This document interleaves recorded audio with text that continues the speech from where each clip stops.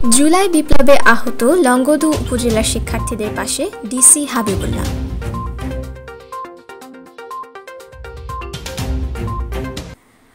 জুলাই গণ অভ্যুত্থান ঘিরে শিক্ষার্থী জনতার আন্দোলনের সময় ফ্যাসিবাদের অত্যাচারে মারাত্মকভাবে আহত লংগদু উপজেলার 4 শিক্ষার্থীকে তাদের বাড়িতে গিয়ে আর্থিক অনুদান প্রদান করেছেন রাঙামাটির জেলা প্রশাসক মোহাম্মদ হাবিবুল্লাহ।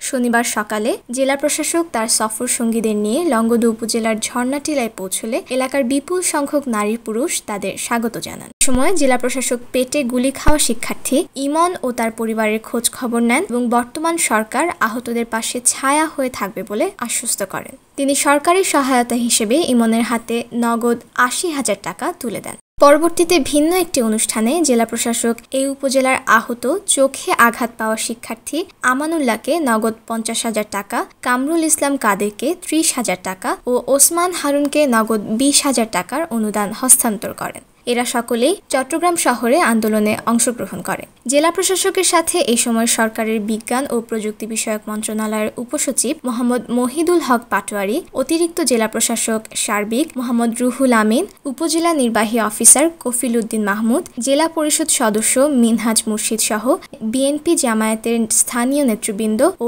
এলাকার গণ্যমান্য ব্যক্তিবর্গ উপস্থিত ছিলেন। Desk report, CHT TV।